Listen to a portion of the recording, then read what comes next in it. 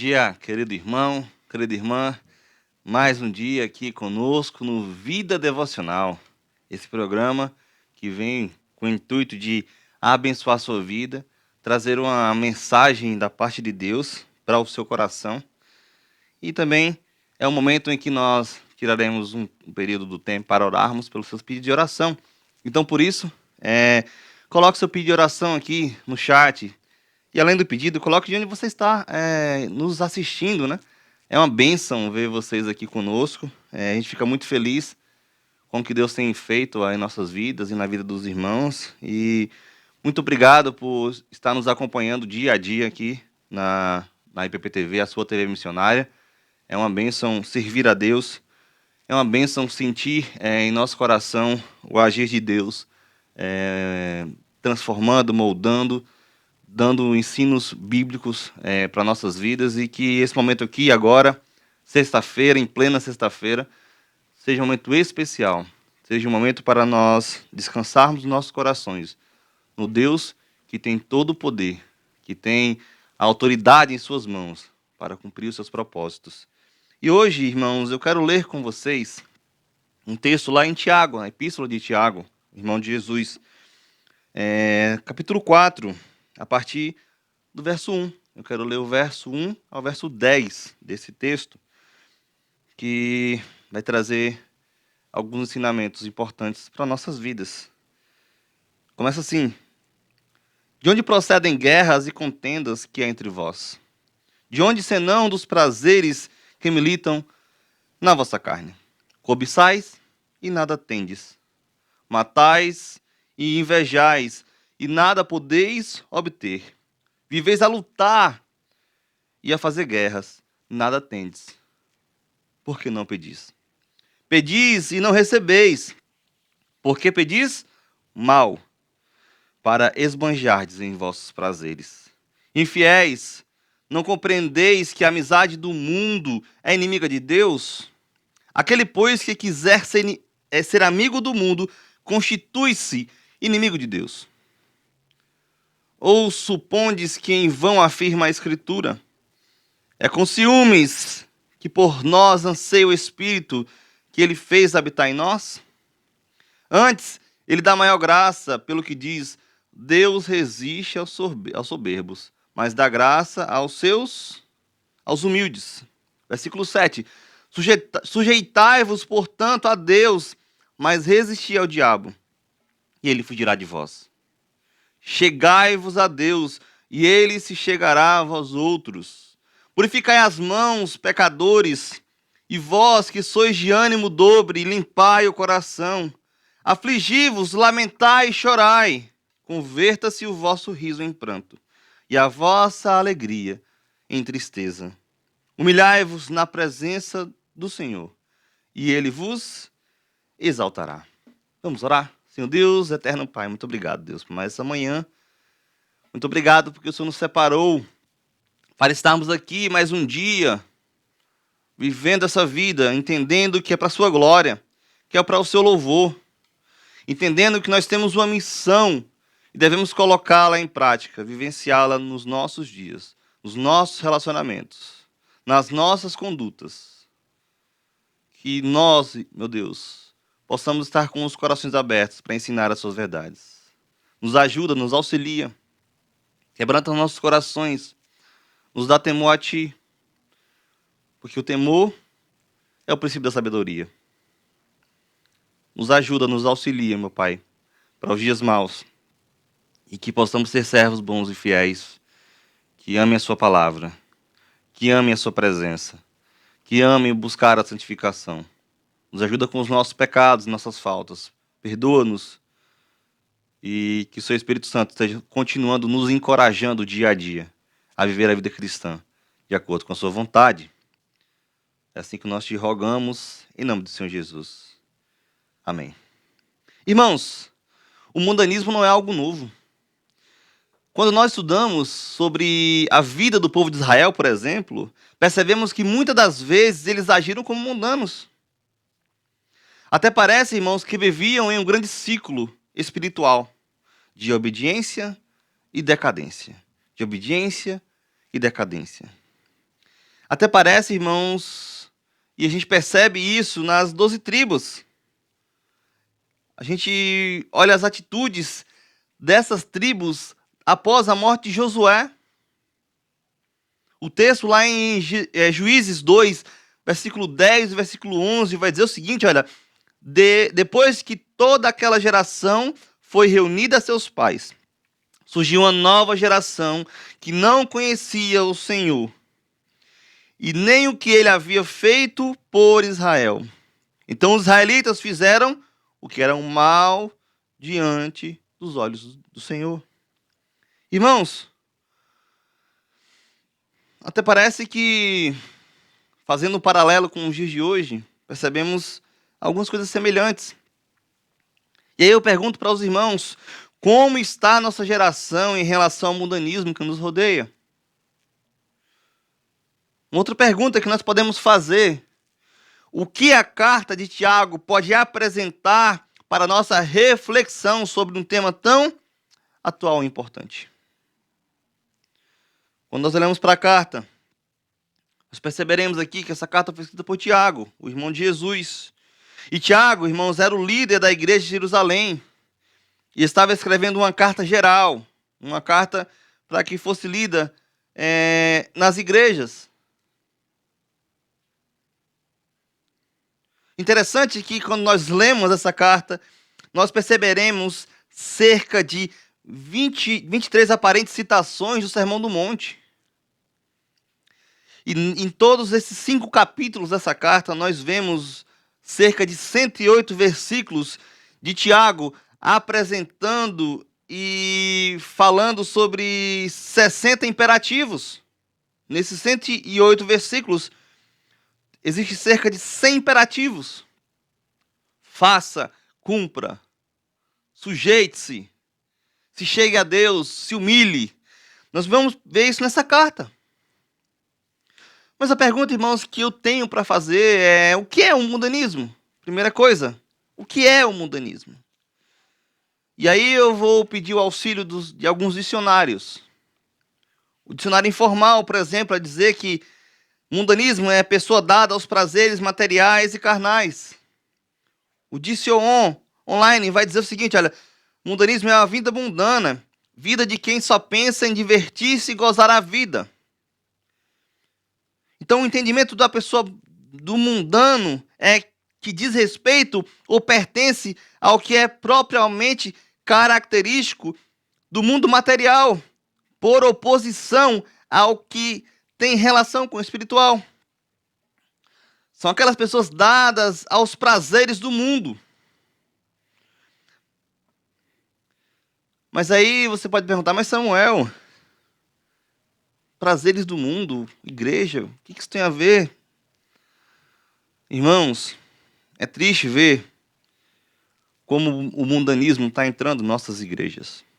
Eu vou dar alguns exemplos. Quem nunca viu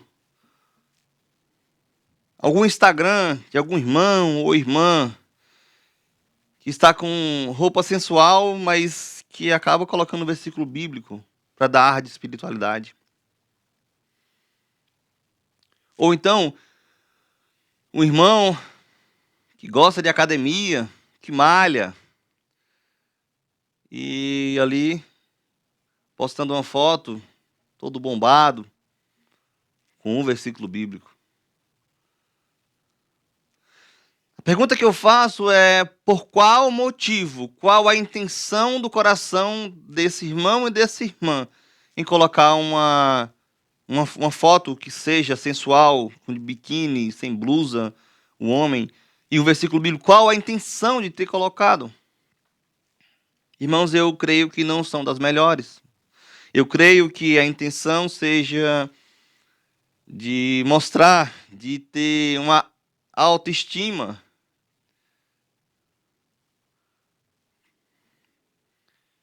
Eu creio que não seja para glorificar a Deus. Esses dias aí vendo no Instagram, e até parece que o Instagram é o vilão, né, da história, mas não.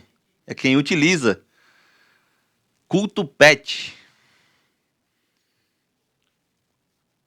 Irmãos, o que significa culto pet?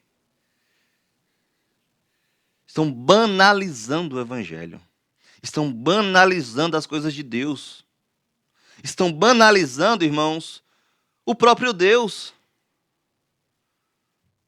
Agora não é Senhor, não é Deus, agora é você, é o cara. Irmãos, nós percebemos hoje a banalização que está ocorrendo com relação às coisas de Deus.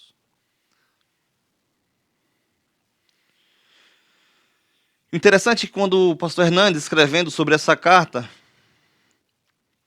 ele vai dizer que o nosso verdadeiro problema não está fora de nós, mas está dentro de nós.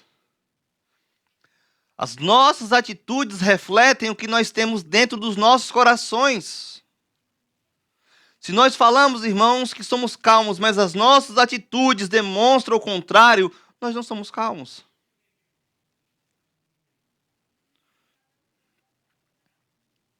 Entenda que o mundanismo não é um problema que está à parte de nós. Ele, de fato, começa a atuar dentro dos nossos corações. E a pergunta que eu posso fazer é: quem está no controle dos nossos corações? São as nossas emoções? Ou é a santa palavra do Senhor Jesus Cristo? O nosso Deus Todo-Poderoso. O mundano, irmãos, pode até falar que vive por princípios bíblicos, mas as suas atitudes demonstram o contrário, porque eles vivem tendenciosos a buscar as modas e os prazeres do mundo para a sua própria vida. O apóstolo João já nos alerta quando escreveu a sua primeira carta para a igreja ali. No capítulo 2, o versículo 15, a parte A, ele diz o seguinte, olha: não ameis o mundo, nem o que ele há. O cristão deve entender que não é o fim em si mesmo. Entenda, irmãos, que nós não somos o fim em nós mesmos. O nosso foco deve estar no fato de que Deus tem de ser glorificado através das nossas vidas.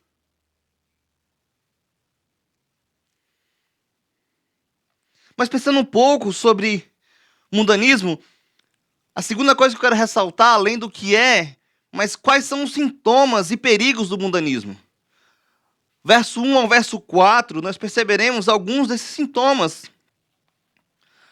Primeiro, no verso 1, perceberemos aí, olha: de onde procedem guerras e contendas que há entre vós? De onde, senão dos prazeres que militam na vossa carne? Alguns sintomas: guerras e discórdias. Irmãos, como é triste. Como é triste ver irmãos em Cristo discutindo, brigando, divergindo ao ponto de não quererem mais se unir, trabalhar juntos. Como é triste, irmãos, ver igrejas se dividindo porque os pastores têm visões contrárias, a liderança tem visões contrárias.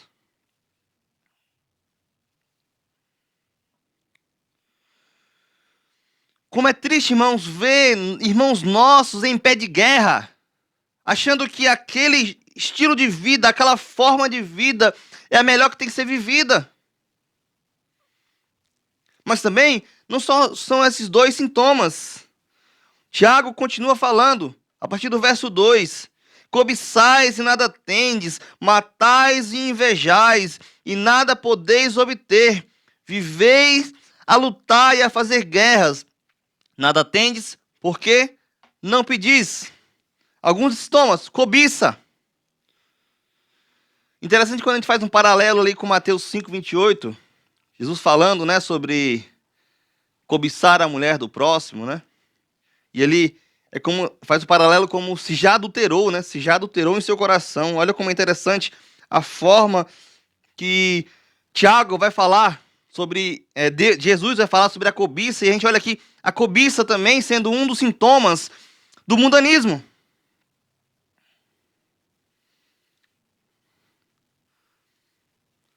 Quando nós olhamos também um outro sintoma aqui, a própria morte, né, de matar, a inveja. 1 João, capítulo 3, versículo 15. Vai falar o seguinte, olha, todo aquele que odeia o seu irmão é assassino. Ora, vós sabeis que todo assassino não tem a vida eterna permanente em si. Olha, irmãos, como a intenção do coração é tão prejudicial quanto a própria ação. Mas também ele continua, brigas. Versículo 3, prazeres carnais. Pedis e não recebeis, porque pedis mal, para esbanjardes em vossos prazeres. Irmãos, e os dois últimos aqui que nós percebemos, e não menos importante, versículo 4. Infiéis, não compreendeis que a amizade do mundo é inimiga de Deus? Um outro sintoma é que as nossas atitudes nos levam à inimizade com Deus. Isso gera arrogância em nossos corações, porque naquele entendimento que eu não preciso mais desse Deus. Eu posso lidar com as demandas da vida sozinho.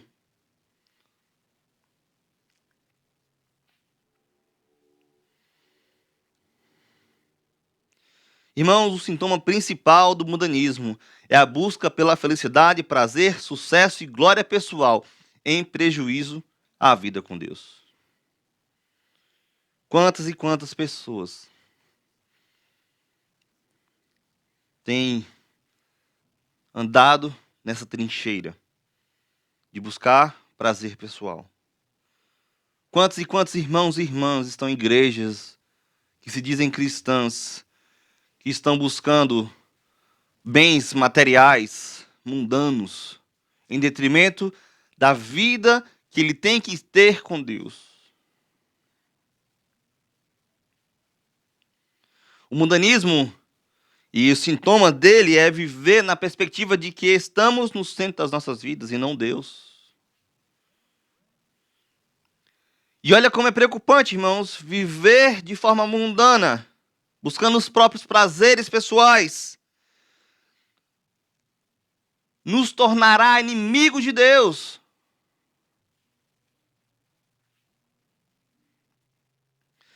Nós somos uma geração que temos todo tipo de Bíblia.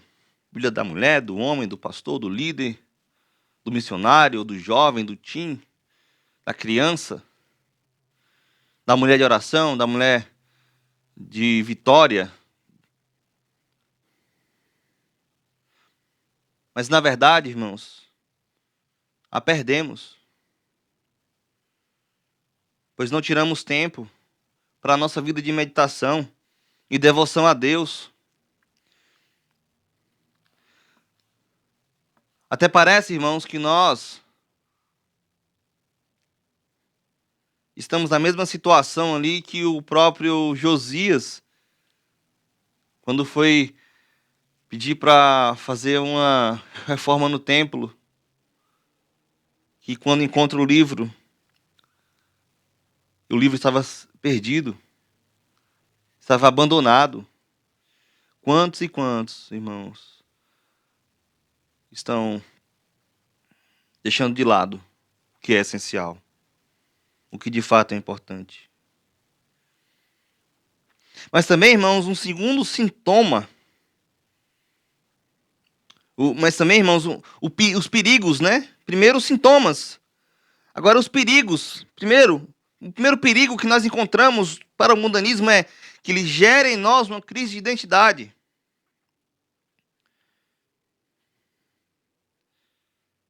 Alguém disse o seguinte uma vez: eu fui procurar o mundo e eu encontrei na igreja. Eu fui procurar a igreja e encontrei no mundo. Ou seja, para essa pessoa não tinha diferença.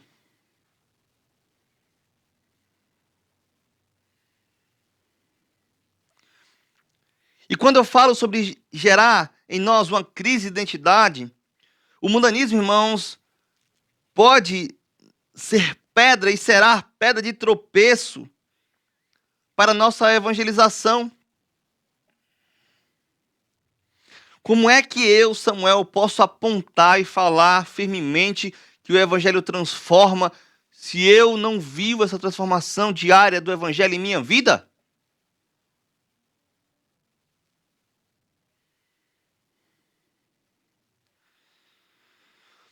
Já parou para pensar, irmãos, quem as pessoas veem quando te vê? Quem Deus vê quando você está só?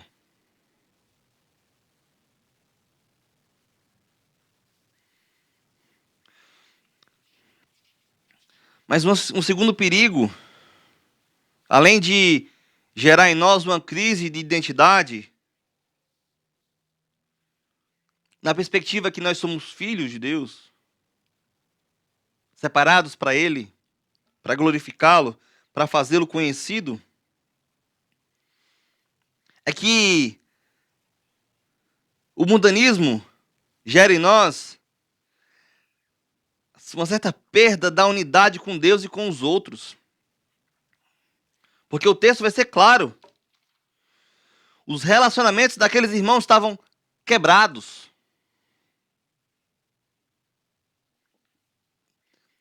Eles estavam vivendo em guerras e contendas, vivendo em cobiças, invejando, matando, vivendo em seus próprios prazeres, em detrimento dos outros. E essas atitudes geravam naquela pessoa inimizade, distanciamento de Deus. Deus não compactua com o pecado.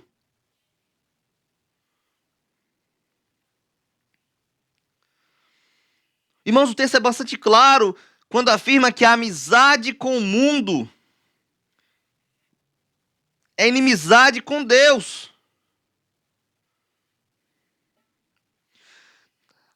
O que nós devemos pensar e meditar em nossos corações é: estamos nos rendendo às corrupções do mundo e nos tornando escravos dela?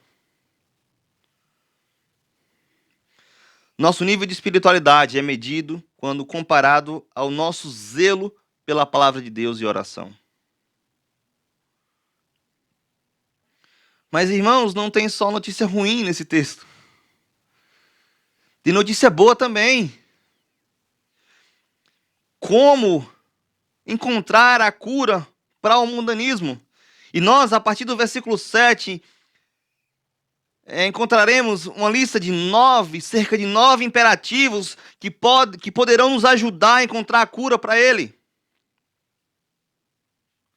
Interessante que todos esses 9 imperativos, eles estão relacionados diretamente com a humildade.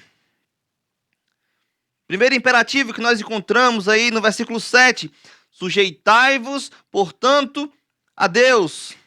Calvino, irmãos, observa de forma sábia quando escreve que submissão é mais que obediência.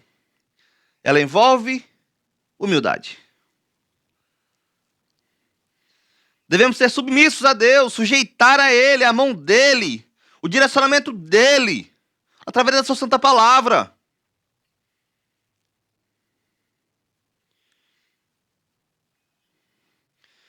O diabo, inimigo de Deus, deve ser enfrentado com resistência e então ele fugirá.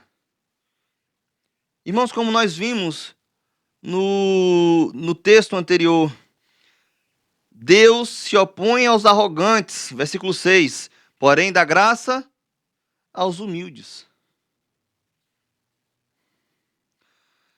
Entenda em seu coração, enquanto namoramos com o mundo, estaremos traindo o nosso Deus.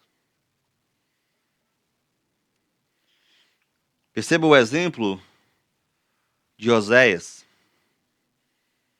e a prostituta. E nos primeiros capítulos, Deus vai deixar claro que aquela realidade ali é por causa, e é para apontar para Israel como se ele fosse aquela prostituta. Duras palavras, mas bíblica. Segundo, resistir ao diabo. Devemos aprender com Jesus, quando tentado no deserto, irmãos. Ele resistiu às investidas do diabo utilizando a Bíblia. Terceiro imperativo que nós vemos nesse texto é achegai-vos a Deus. Chegai-vos a Deus, verso 8, e Ele chegará a vós. Irmãos, façam desses momentos os melhores do seu dia. Se achegue a Deus com coração humilde. Tenha temor a Ele e o sirva verdadeiramente. A comunhão íntima com Deus assegura sua amizade e nos aparta do mundo. Porque Ele, o texto vai dizer, se achegará a nós. Quarto imperativo, está no versículo 8 ainda. Purificai as mãos. Quando João, em sua primeira carta, fala sobre pecado, ele afirma que ele estava escrevendo para aqueles irmãos para que eles não pecassem. Muitas vezes, irmãos, nós temos pecados de estimação, mas devemos ter as mãos limpas diante de Deus. Mas também ele fala que não só a mão deve ser limpa, mas também o coração. Final do versículo 8. Limpai o coração. Entenda, irmãos, que coração é visto como o centro de todas as coisas com relação à ação, emoção e com relação a pensamento, a intenção. Então, todo esse arcabouço deve estar submisso à vontade de Deus. Nosso coração deve estar motivado a adorar a esse Deus. Porque Jeremias vai nos alertar que o nosso coração é mais enganoso que todas as coisas. Não devemos basear as nossas vidas no nosso coração. Devemos basear as nossas vidas em princípios bíblicos. E os 4 últimos está relacionado, irmãos, a um chamamento de Tiago para o arrependimento. Primeiro, entristecei-vos, significa sintam-se miseráveis. E eu faço um paralelo com a segunda bem-aventurança de Jesus. Bem-aventurados que choram pelos seus pecados. Mas também não só entristeça, lamentai. E não apenas lamentai, chorai. Chorai pelos pecados. Chegue a Deus, falando, Deus, perdoe os meus pecados. Me faz mais temente, me faz mais humilde. E por último, humilhe-se diante do Senhor. Lembre-se, irmãos, uma vida longe de Deus é uma vida inútil de ser vivida. Amém? Vamos aqui olhar as orações. A Marlene conosco, Maria, Guilherme, Glória, Laís, Maria Luísa, Glória também está aqui, Ricardo Reis, Geisa, Aline, irmã Aline, um abraço, irmã, Deus abençoe. Karina está conosco também. Vamos orar pelos pedidos de oração, irmãos? E que Deus nos abençoe, que Deus esteja agindo poderosamente nos nossos corações, nos fazendo mais servos, nos fazendo mais humildes. Senhor Deus eterno Pai, muito obrigado por esse momento aqui que o Senhor nos proporcionou. Obrigado pela sua santa palavra. Nos ajuda, meu Pai, a temermos mais a Ti. Nos ajuda a termos o coração voltado para as suas verdades. Que esse dia possa ser abençoador. Te peço pelos pedidos aqui postos. Tu conhece os corações. Livra, meu Pai, de doença. Livra, meu Pai, abre portas de emprego. Abençoe irmãos e irmãs que a sua família não foi alcançada pelo Evangelho. Tende misericórdia desse povo, meu Pai. Nos ajuda, nos fortaleça, que esse dia possa ser maravilhoso em suas mãos. Que nós possamos glorificar a Ti em todas as nossas atitudes. É assim que nós te rogamos. Em nome do Senhor Jesus. Amém. Tchau, irmãos. Deus abençoe. Tenham um excelente dia na presença do Senhor.